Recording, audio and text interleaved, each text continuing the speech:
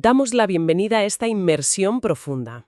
Una exploración a fondo donde tomamos documentos, investigaciones y notas fascinantes para extraer las ideas más reveladoras y comprender un poco mejor el mundo que nos rodea.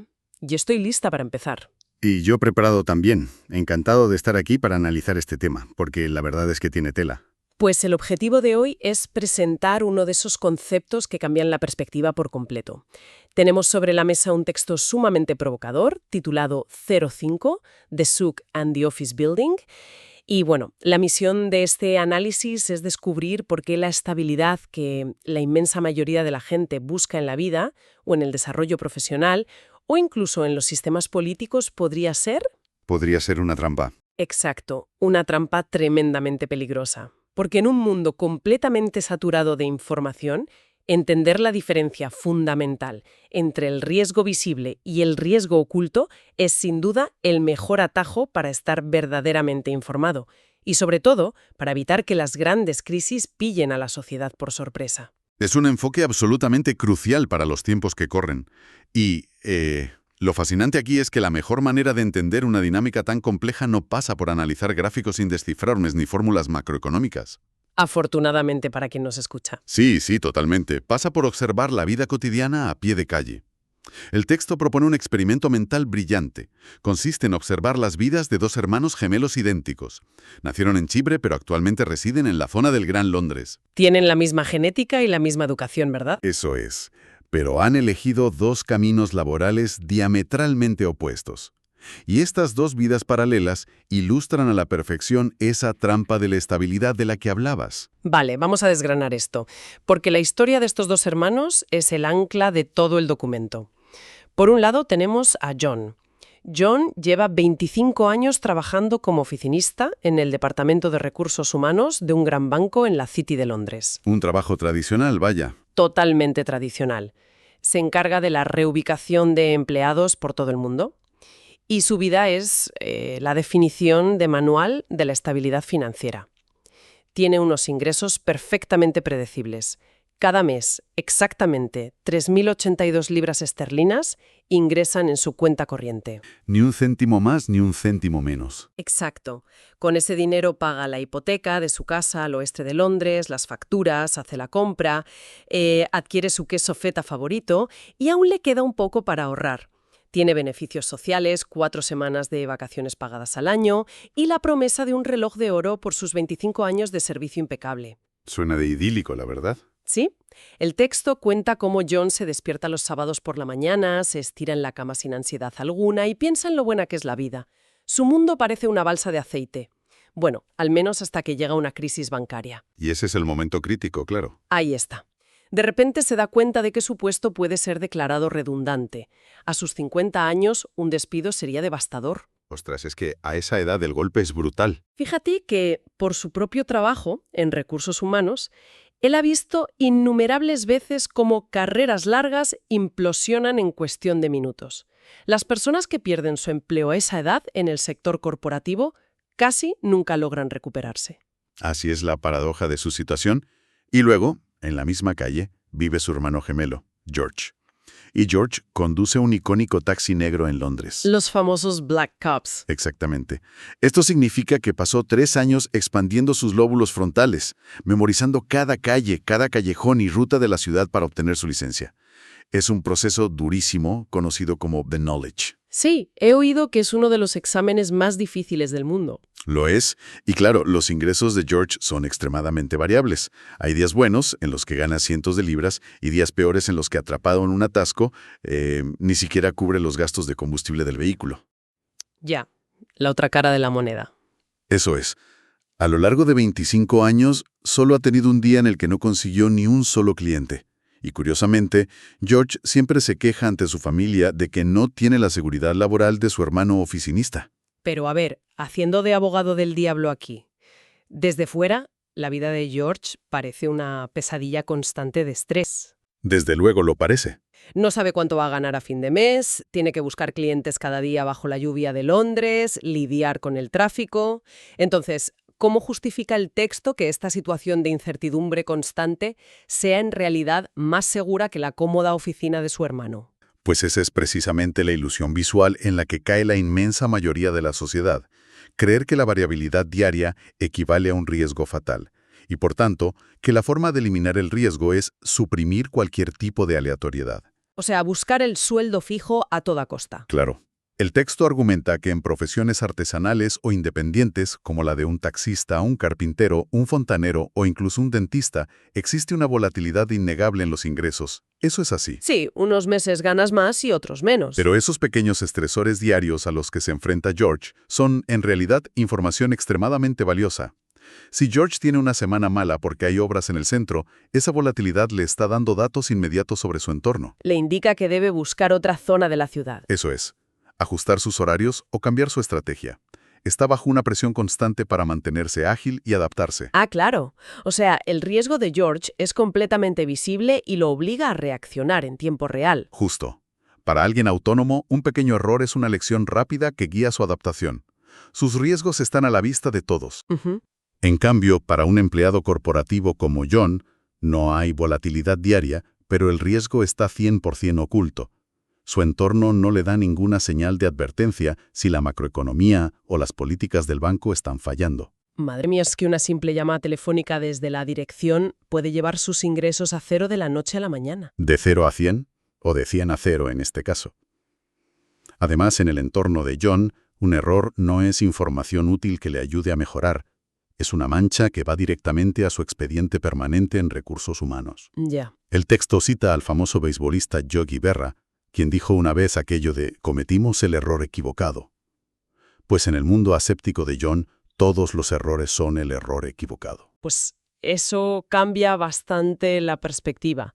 Y fíjate que la gran ventaja de George no es solo que sobrevive a esa volatilidad diaria, sino que en ciertas ocasiones se beneficia enormemente de ella.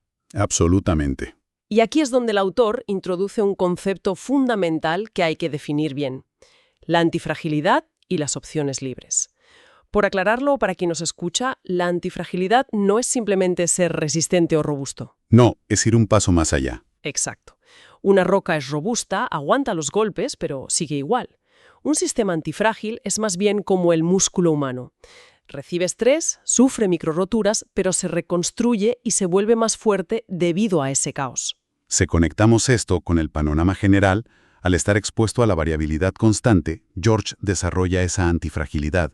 Está abierto a recibir regalos inesperados del caos, sorpresas positivas que es libre de aceptar o rechazar. Y el texto da un ejemplo magnífico de esto en la vida real.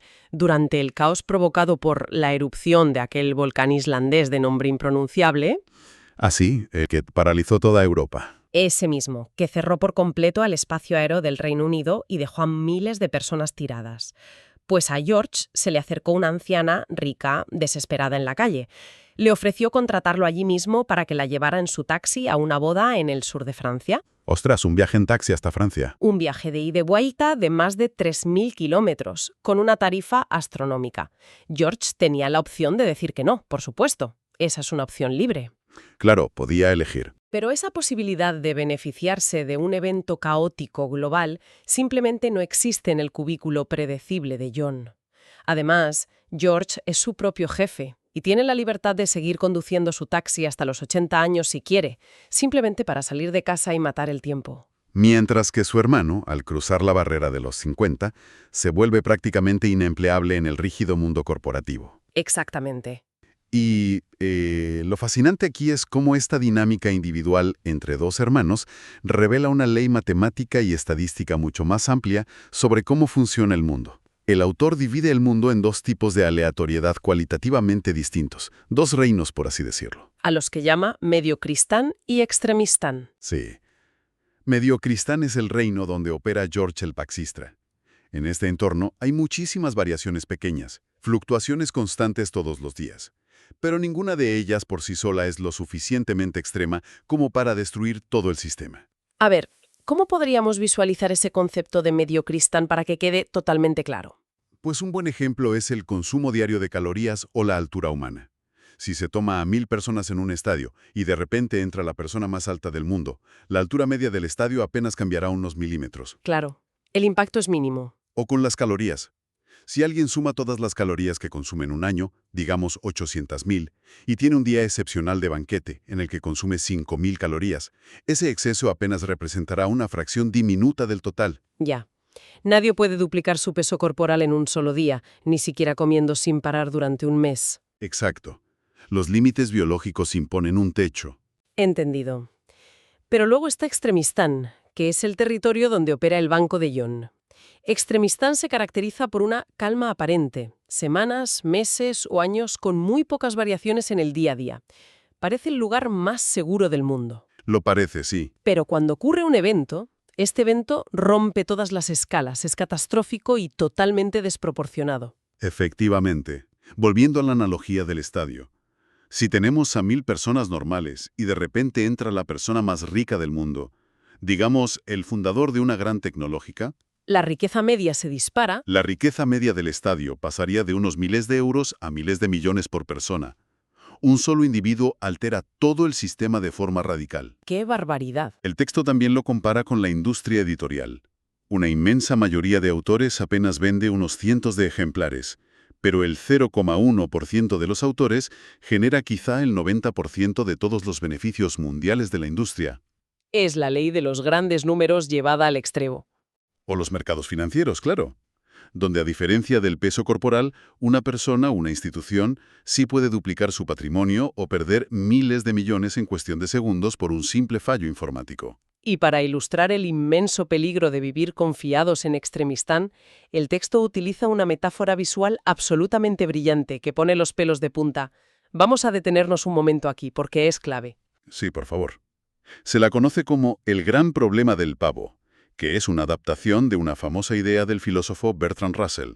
Es una historia muy reveladora. Hay que imaginar a un pavo en una granja. Desde el día en que nace, aparece un carnicero y lo alimenta cuidadosamente. El primer día el pavo podría desconfiar, pero el carnicero le da comida de primera calidad. ¿Y el segundo día, lo mismo? Pasa un mes, pasan 6 meses, el pavo tiene su propio equipo de analistas de riesgo internos revisando los datos diarios, y los analistas traen gráficos impecables que muestran una línea ascendente perfecta de suministro de grano. Todo va sobre ruedas. Día tras día, durante 1000 días consecutivos, los datos empíricos confirman rigurosamente una sola tesis: que el carnicero ama profundamente a los pavos y está dedicado a su bienestar. ¿Y la psicología detrás de esto es lo peligroso? Totalmente. Cada día adicional que pasa sin que le corten el cuello, el pavo se siente más y más seguro. Su confianza llega a su punto máximo histórico exactamente en el día número 1000. Los modelos predictivos aseguran que el futuro es brillante. Todo está tranquilo, los ingresos de comida son estables y la vida es estupenda. Hasta que deja de serlo. Y entonces, el día 1001 resulta que es la víspera del Día de Acción de Gracias, y toda la realidad del pavo se desmorona en un segundo. Y esto expone el error analítico más fatal que se comete en nuestra sociedad. Es un sesgo tremendo. Confundir la ausencia de evidencia de daño con la evidencia de que el daño no existe. Es una distinción sutil pero vital. Es un error muy común en las instituciones financieras y en las estructuras burocráticas centralizadas. El Día de Acción de Gracias es un evento catastrófico que destruye el sistema por completo. Lo que el autor llama un cisne negro. Exactamente, un cisne negro, un evento altamente improbable, imposible de predecir basándose en el pasado, pero que tiene un impacto masivo. Sin embargo, hay un detalle vital en todo esto. ¿Cuál? Que el Día de Acción de Gracias es un cisne negro exclusivamente para el pavo, pero en absoluto para el carnicero. El carnicero sabía exactamente lo que iba a pasar. ¡Ostras! Aquí es donde la cosa se pone realmente interesante. Porque cuando en la sociedad moderna se intenta intervenir para suavizar y controlar por completo los procesos naturales, Sí, cuando se busca esa estabilidad artificial. cuando las instituciones intentan eliminar a toda costa esos pequeños errores, esas pequeñas crisis y esa volatilidad natural que vive George el taxista, lo que hacen en realidad es empujar el sistema directamente desde el ruidoso, pero seguro mediocristán hacia el silencioso y letal extremistán. Es como proteger tanto a un sistema que se le roba por completo su capacidad de aprender y fortalecerse. Evitar los pequeños errores simplemente garantiza que, cuando inevitablemente llegue el gran error, este sea absolutamente devastador. Se está criando un pavo gigantesco. Y este principio, que vemos claramente en los ingresos de un oficinista o en la trágica vida de un pavo, se aplica a la perfección a escala monumental en los sistemas políticos. Pasamos a palabras mayores. Sí, el texto nos lleva de viaje a Suiza para demostrarlo. El autor relata cómo estaba sentado en una cafetería reconvertida en un restaurante carísimo en Zúrich, con unos precios que triplicaban fácilmente los de Estados Unidos. Suiza siempre ha sido prohibitiva. Ya te digo, la moneda suiza, actuando como un refugio seguro para los inversores globales, estaba por las nubes. Y un acompañante le hizo notar una ironía histórica fantástica. Sí, el texto menciona que en esa misma ciudad y con frecuencia en esa misma calle había vivido Lenin, el líder revolucionario ruso. Fíjate qué contraste. Al parecer, Lenin solía jugar al ajedrez en una cafetería local con el poeta dadaísta Tristán Tzara, precisamente en el lugar donde estaba ideando su gran experimento de Estado centralizado, un sistema basado en un control absoluto y milimétrico de arriba hacia abajo. Y a la vez menciona a otros personajes históricos en la zona. Claro, la pregunta es, ¿qué buscaban figuras tan dispares refugiándose en un país tan pequeño? Lo que buscaban era precisamente la protección de un sistema que funcionaba de forma opuesta al de sus países de origen.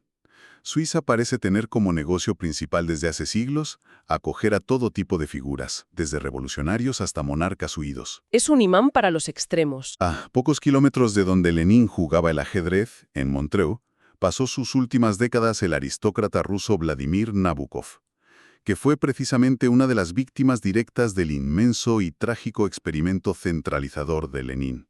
Vaya paradoja. Suiza ha sido el refugio histórico de la realeza iraní derrocada, de políticos ejecutando su plan B, e incluso de figuras de la Ilustración como Voltaire. Él se escondía de las iras del rey de Francia, pero también iba allí para proteger celosamente la gran fortuna que había amasado como inversor. Y hoy en día, Suiza sigue atrayendo a legiones de refugiados financieros en busca de su asombrosa y legendaria estabilidad. Pero lo increíble es el secreto de esa estabilidad. La intuición diría que para tener un país tan seguro hace falta un gobierno central de hierro, enorme y todopoderoso. Eso es lo que nos suelen enseñar. Sin embargo, la gran paradoja que los refugiados políticos no parecían notar es que Suiza apenas tiene un gobierno central. No es estable a pesar de carecer de un gran gobierno. Es estable y próspero precisamente por la falta de él. ¡Ostras!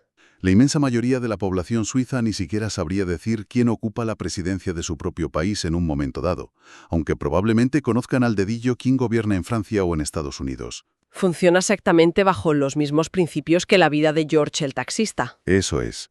El sistema suizo no se dicta desde una capital lejana, sino que se construye de abajo hacia arriba. Está fragmentado en entidades regionales casi soberanas llamadas cantones, y por debajo de ellos, una multitud de municipios muy poderosos. Y a nivel municipal, la vida política suiza es un ruido constante y agotador, por lo que describe el texto. Un no parar de discusiones. Hay rencillas vecinales continuas, fricciones diarias, debates larguísimos y aburridísimos sobre cosas tan aparentemente triviales como si se debe o no construir una nueva fuente de agua pública en una plaza. Es una especie de constante agitación desde la base, donde la gente se involucra en cada pequeño detalle de su entorno. Pero, al igual que los pequeños estresores diarios a los que se enfrenta el taxista, todo este ruido, estas peleas por fuentes de agua y esta volatilidad a pequeña escala crean una estabilidad agregada enorme para todo el país. La antifragilidad a nivel de país. Sí, esta atmósfera política tan enfocada en lo local proporciona una especie de inmunidad total contra las grandes utopías románticas como las que ideaba Lenin. Prometen el paraíso centralizado, pero casi siempre acaban en tragedias a gran escala, empujando a naciones enteras hacia el Día de Acción de Gracias. Hay un detalle sociológico y biológico fascinante que explica por qué esta escala municipal funciona tan bien para evitar desastres sistémicos. A ver, cuéntanos. En un entorno pequeño, la administración pública no está aislada de las consecuencias de sus actos. Si un funcionario local toma una decisión desastrosa sobre el gasto público, siente físicamente la respuesta biológica de la vergüenza. Se sonroja. Claro, tiene que dar la cara. Tiene que bajar la mirada cuando se cruza con sus vecinos en el supermercado o cuando los mira a los ojos el domingo en la iglesia.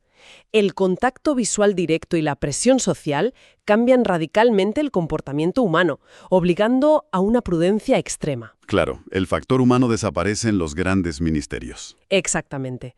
En un Estado gigante, centralizado en una lejana capital, el alto funcionario sentado en un enorme despacho no siente esa conexión biológica ni esa vergüenza. Es muy difícil empatizar a esa escala.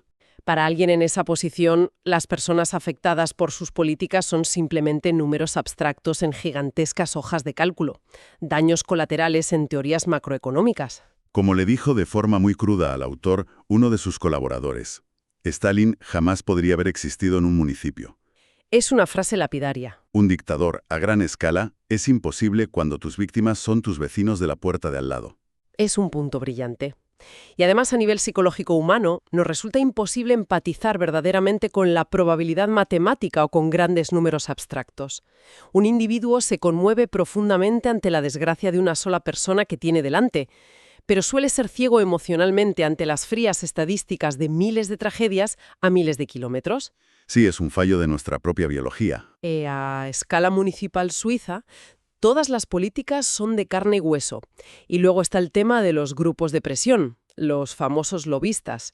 El texto menciona cómo estas entidades logran secuestrar y manipular la democracia con bastante facilidad cuando atacan grandes estructuras hipercentralizadas. Como podría ser la Comisión Europea, por ejemplo. Exacto. Convencen a un puñado de altos burócratas en una sola oficina y consiguen un impacto masivo para sus intereses. Pero ese modelo se rompe en Suiza. Imagina un lobista de una multinacional intentando imponer una ley impopular, teniendo que ir pueblo por pueblo, cantón por cantón. Sería una pesadilla logística. Intentando sobornar o convencer a miles de asambleas de vecinos independientes que están discutiendo sobre fuentes de agua. Es logísticamente imposible de escalar. Y para demostrar que este principio no es exclusivo de los Alpes suizos, el documento se adentra en la historia antigua y moderna de Oriente Medio. Cambiamos de escenario por completo. Sí. Contrasta el modelo descentralizado del zoco orgánico y comercial frente al rígido edificio de oficinas impuesto en la modernidad, centrándose específicamente en la región del norte del Levante, lo que hoy abarcaría zonas del norte de Siria y el Líbano. El texto entra ahora en un terreno político histórico bastante complejo al analizar el impacto de las políticas del partido Baath en la región durante el siglo XX. Sí, es un tema delicado. Y dejando clarísimo para quien los escucha que este análisis se limita estrictamente a transmitir los datos económicos, demográficos e históricos expuestos en el documento original, sin abrazar ninguna postura política ni defender ninguna ideología de ningún signo. La radiografía económica que hace de esa época es asombrosa. Totalmente objetiva, basada en los datos del texto. ¿Qué ocurrió en el Levante? El texto menciona que fue una de las zonas más prósperas del planeta durante muchísimo tiempo, ¿no? Así es. La perspectiva de larga duración que aporta la historia es apabullante. El autor señala que esta región oriental del Mediterráneo mantuvo un nivel de prosperidad comercial continuado durante unos asombrosos 12.000 años. 12.000 años, se dice pronto. Desde los primeros asentamientos del Neolítico hasta mediados del siglo XX, para poner en contexto semejante logro, el texto lo compara con imperios modernos. Inglaterra ha sido verdaderamente próspera durante quizá unos 500 años, Escandinavia apenas 300. Ya. Pero las ciudades comerciales del Levante, como Alepo o Emesa, que hoy conocemos como Homs, mantuvieron su dinamismo a lo largo de milenios, sobreviviendo a innumerables imperios. ¿Y cuál era el mecanismo que les permitía esa resistencia casi infinita? El secreto radicaba en que siempre operaron bajo un modelo fuertemente descentralizado, estructurado como una inmensa red de ciudades-estado independientes y conectadas por el comercio. Como los cantones suizos, pero en el Mediterráneo. Eso es, esta zona era tan rica y eficiente que suministraba el grano vital al Imperio Romano. De allí salieron papas, emperadores e incluso, como dato biográfico curioso que rescata el documento, de allí proceden los ancestros biológicos de Steve Jobs, el cofundador de Apple. Fíjate qué curioso. Y lo interesante es que los grandes imperios, tanto los romanos en la antigüedad como el Imperio Otomano siglos después, fueron lo suficientemente pragmáticos como para no tocar esa estructura. No quisieron arreglar lo que no estaba roto. Permitieron que las élites comerciales locales gestionaran sus propios asuntos diarios, administraran su justicia comercial y resolvieran sus disputas. Siempre y cuando la región pagara puntualmente sus impuestos a la capital imperial, se les dejaba en paz. Acuñaban moneda y prosperaban en un entorno vibrante, caótico y lleno de energía, como es un zoco tradicional. Muy similar en su dinámica al ruidoso municipio suizo, sí. Sin embargo, pasando a la era contemporánea, el documento relata cómo ese modelo milenario se desmanteló. El partido Baath implementó un enorme programa de modernización estatal.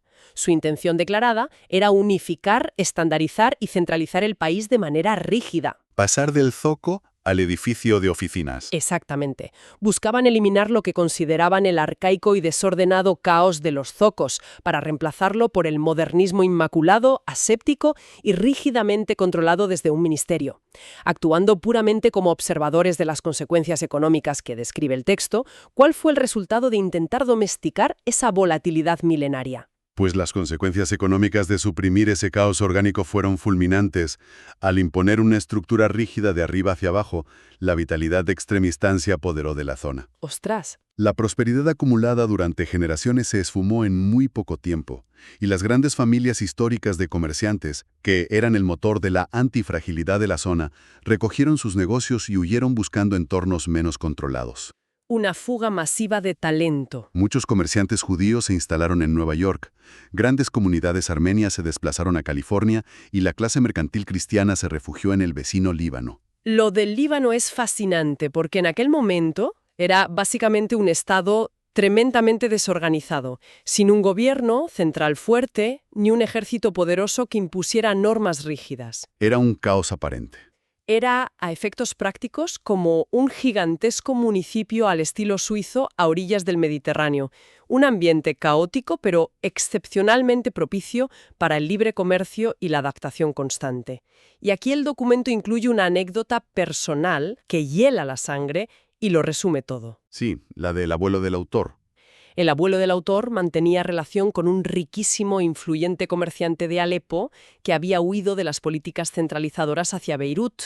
Años más tarde, cuando el Líbano se sumió en una devastadora y cruenta guerra civil a partir de 1975, el abuelo le preguntó a su amigo por qué no regresaba a la relativa paz y estabilidad de Siria para escapar de las balas. Y la respuesta que dio este curtido comerciante encierra una filosofía de vida brutal. Contestó rotundamente: la gente de Alepo prefiere la guerra a la prisión. ¿Qué frase más dura? El autor confiesa que en su juventud pensó que se refería a una cárcel con rejas y barrotes de hierro, pero más tarde comprendió la profundidad del comentario. ¿A qué se refería exactamente? De la libertad de acción económica y civil. Se refería a la asfixia de estar atrapado en un sistema burocrático, dictado milimétricamente desde una oficina lejana que ahoga toda oportunidad de prosperar y prohíbe el dinamismo natural de la sociedad. Claro, prefería el riesgo físico visible del caos libanés antes que el riesgo oculto de un sistema que anula el libre albedrío. Esa es la clave. Y las cifras que aporta el texto para respaldar empíricamente esta mentalidad son demoledoras. Hace poco más de un siglo, estas dos zonas, el norte de Siria y el Líbano, compartían una identidad casi absoluta. Tenían un nivel de riqueza, cultura, gastronomía e idioma prácticamente idéntico. Eran dos caras de la misma moneda. Sin embargo, a pesar de que el Líbano sufrió años de conflicto armado, destrucción de infraestructuras, una dolorosa fuga masiva de cerebros y el caos absoluto de tener a diferentes facciones compitiendo entre sí, hoy en día el nivel de vida y la renta per cápita en el Líbano es entre 3 y 6 veces superior a la de la centralizada Siria. Es un testamento económico irrefutable sobre cómo la descentralización, incluso en sus peores momentos, genera más riqueza que el control estricto. Totalmente. El autor eleva esta constatación económica a una máxima política, apoyándose en los clásicos. Rescata una aguda observación del pensador renacentista Nicolás Maquiavelo, que más tarde haría suya Jean-Jacques Rousseau. ¿Qué decían? Prosperar a largo plazo no es una paz artificial, aséptica y dictada desde las altas esferas burocráticas, sino la libertad de interactuar, cometer errores a pequeña escala y aprender de ellos. Tiene muchísimo sentido. Cuando ese ruido natural se suprime por la fuerza y todo el poder y la toma de decisiones se concentran en un solo punto, como sucedió trágicamente en Europa con la creación de los grandes estados-nación hiperburocratizados, el resultado histórico no fue una paz duradera. Fue todo lo contrario. El resultado fueron tensiones acumuladas en la sombra que estallaron en 2 guerras mundiales, saltando directamente a la dinámica catastrófica e impredecible de Extremistán. Entonces, ¿qué significa todo esto? Si hacemos un resumen del inmenso viaje conceptual que hemos realizado hoy.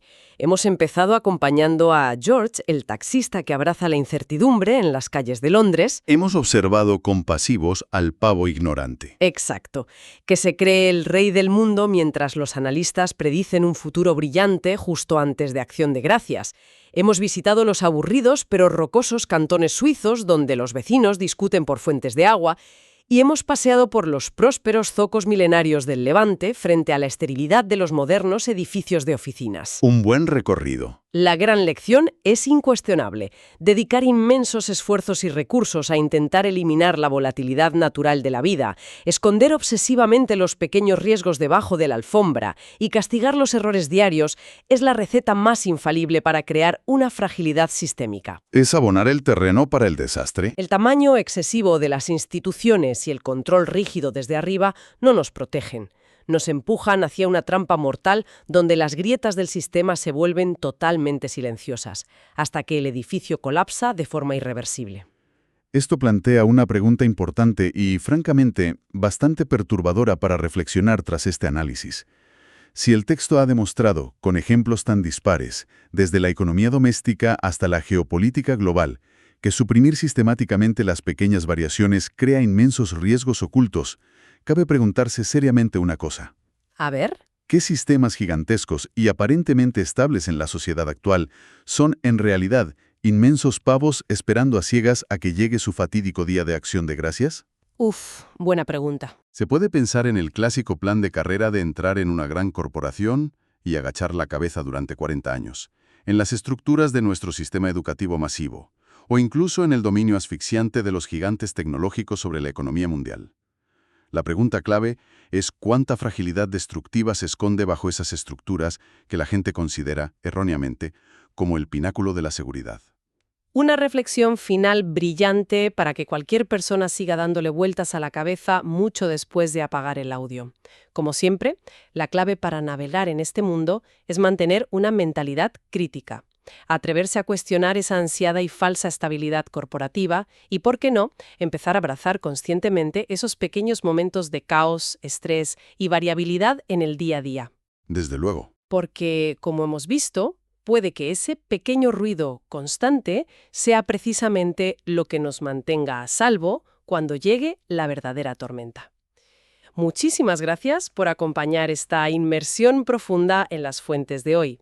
Hasta el próximo análisis detallado.